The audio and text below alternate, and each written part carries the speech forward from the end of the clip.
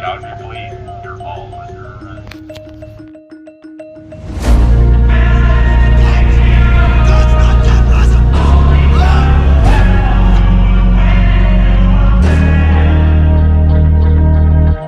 Bad things happen to good people. None of us were ever really born equal. Only one life, there ain't no sequel. Some people live, others stay fearful. This world ain't never been peaceful. You got good, always butting heads against evil. The good try to be fair, but the bad lethal. They gon' fight dirty, every single one deceitful. Stand up, I wanna see your face. Get your chin up like you belong in this place. We gon' train like you've never trained before. You're going up against something that you can't ignore. This ain't a game, this your life that we're playing with. There ain't no reset button or an off switch. You gotta face your fears, you gotta scratch the itch. You gotta break through the walls and get after it. A cold front from the Arctic sweeping across the prairies, so moving from north to south, is bringing lots of snow. The city of Calgary is under a snowfall warning from Environment Canada as the first snow of the season hits the city on Monday. The day started off with freezing rain. However, we are expecting up to 15 centimeters of snow before Tuesday morning. All the snow that has already fallen this morning has been melting because even though the air temperature is about -3, -4 degrees right now, the road temperatures are sitting right around 0. So you're still getting that snow falling and melting. But as the day continues, we'll start to see those road temperatures decrease, especially through when the sun goes down through the overnight period. And with that being some of the stronger or the heavier amounts of snow expected, you will likely see some accumulations by tomorrow morning.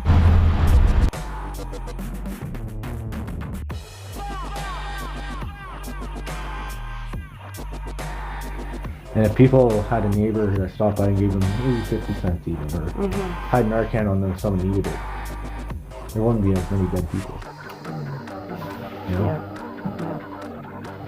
So like my mission is to little acts of hope to the hopeless goes a long way. Yeah, mine's 10? Yeah, mine's 10. It started snowing at what time? Like noon? 4 a.m. So it's been ice. Ice. Like look at, like it's not deep or anything. This is not like Ontario's first snowfall.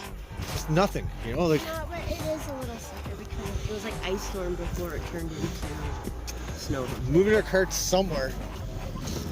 We're gonna go get something warm to eat. But this is a bit of a challenge. Really big challenge. It's a challenge on your strength, your mental being as a human, your instincts, your survival. Teamwork. You're gonna learn teamwork real good. I still have this lovely furry hat. You guys seen in many of my videos. I got from these. Yeah. I'm wearing some. I'm an elf. Check out my.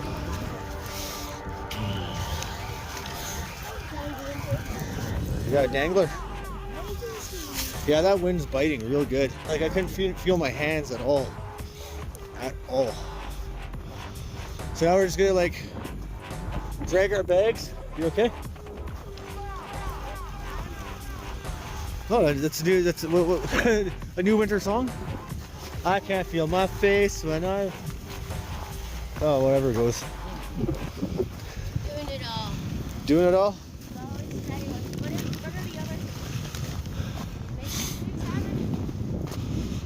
I gotta say, thank you to the Chinooks. They'll be coming soon enough. We got breaks in the wintertime compared to other places. 37%. There we go. Well, this is what we got for sleeping under trees. I'm gonna build a bit of a canopy. I made a doorway so far, but I'm hungry. Hungry and we want some palate. It's kind of dark. Yeah, I get that first one. It's kind of dark. It was a long trip, tough trip into the spot here. And it took just as long probably as what we did getting your stuff moved the other night? Yeah, well, it was almost, what, a full day of moving? Almost 24 hours to do something that should take 50 minutes. It's tired. I'm so tired. So tired. But I want to eat something, like, solid first. Well, Yeah. something at least, like, maybe some craft dinner or something. I don't know. Before we start walking? Before we start working. I need some energy. Yeah, so last night it was cold. It's cold today too. Not as cold as last night, but all week's supposed to be like -11, -12 with the wind chill. It's probably double what they tell you it's going to be. I'm exhausted. I'm hoping not to do it again tonight because we just slept on someone's step. You know, I just finished doing. I had a meeting down here. Now I'm just out to get some smokes, but I just wanted to say that last night brought back memories in Ottawa. I cried all night on someone's apartment steps, and same with Shannon, because we had enough time to cook some noodles last night, and then it got real cold real quick, and it was to the point where we couldn't move right away. It was like straight booty. So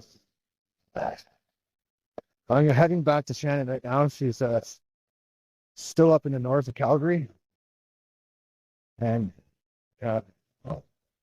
we'll get her input on how she felt sleeping in the cold with no shelter. How about that felt like? It was, my feet were so sore, my body was so sore, my hands were so sore, my face, you see that it's red.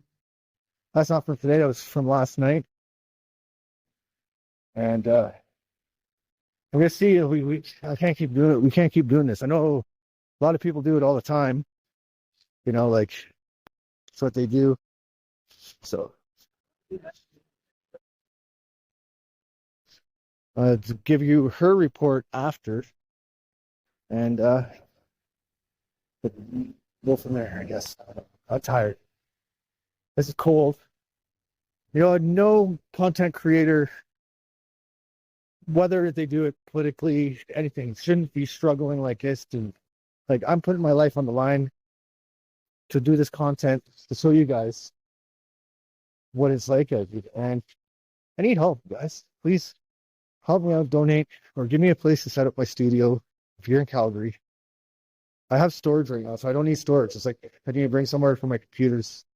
It's a base where I can do, you know, content for you guys. Because like everything's in storage, and I want to do more.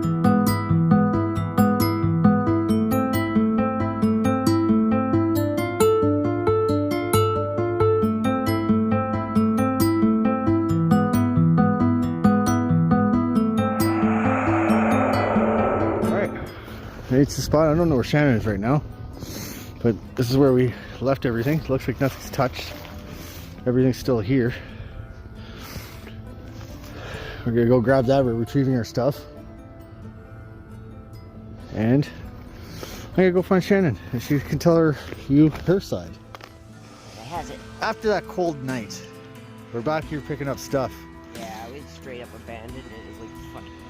I mean, like, oh well. If it's there, lovely. If it's not, oh well. But I have sentimentalities, and it's a real, everything is weighed so completely. Like, it's a really good box kind of mentality. These cushions, they've been with me my entire life. And the yoga mats have been around for a while. They've been with us ever since. So what can you tell us about your experience in that cold night? Once we got in here, just we were tired already. Dark.